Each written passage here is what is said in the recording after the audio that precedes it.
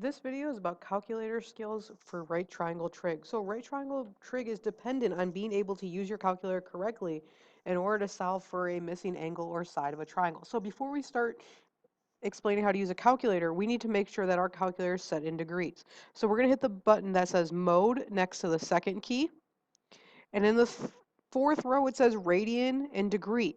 We want to arrow down and over until we're blinking over degree and hit enter. So now the black box is around the word degree so that we can complete all these problems successfully. And then we're going to hit second mode to get out of that, and now we can use our calculator for right triangle trig. So the first couple of problems are just using the calculator to evaluate a expression. So if it says sine of 35, we're going to hit SIN. The parenthesis, we're going to type in the angle, which is 35, and hit enter. Then all we're going to do is we're going to round it to the nearest 10,000th, which is 4 decimal places. So when I look at the 4th decimal place, it's a 5. We want to look at the next decimal place to tell us if we should round up or not. Because it's a 7, that means we want to round up. So this would be 0.5736.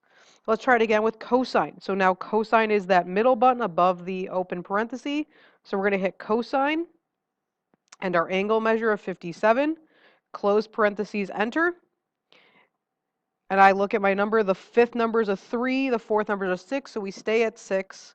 So we get 0.5446.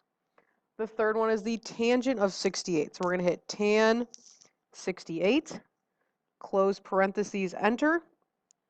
And this time we get 2.4751 because the fifth number is an 8, so it rounds at 0 up to a 1. Now, tan should be the only time that our number should be greater than 1. Pause the video and try 4, 5, and 6. So for number 4, you should have got 0.9135. For number 5, you should have got 0.9563. And for number 6, you should have got 0.4452. So now let's use our calculator. These are equations that we would use to solve for a side. So when we're solving for a side, if the variable is in the top of our fraction, what I would be cross multiplying, so if I put this over 1, I would get 12 sine of 52 equals x. So anytime the number's in the bottom, you're multiplying with your trig function. So in this case, we would do 12 sine of 52. And because we're doing sides, we're always going to round to the nearest tenth. In this case, we would have x equals 9.4. We look at the number next to the 4, which is a 5, which means we round up. So x would be 9.5. The next one, we're still doing the same thing. We're multiplying with our trig function because the number is in the denominator. So we get 17 times the cosine of 48. So we would get x is 11.4 because the 7 is after the 3, so we round up. And the last one, we would have 9 tan of 21 equals x. So 9 tangent of 21. And we would get x is 3.5. Now, when the variable's in the denominator, if I was to cross multiply on the first one, I would get x times the sine of 34 equals 16.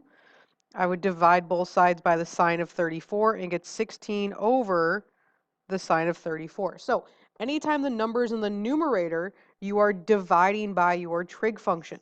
So we would have x equals 16 divided by the sine of 34. So we would get 28.6. Number 11, we would have x equals 3.5 divided by the cosine of 65.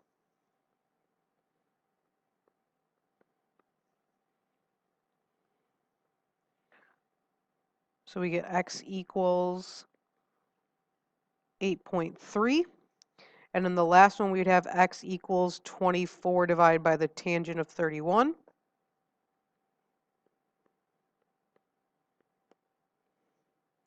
And we would get that x is 39.9.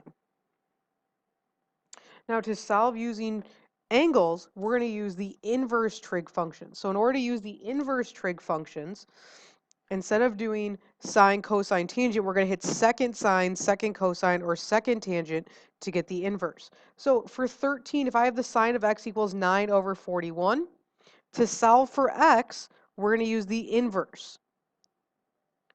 So we would have x equals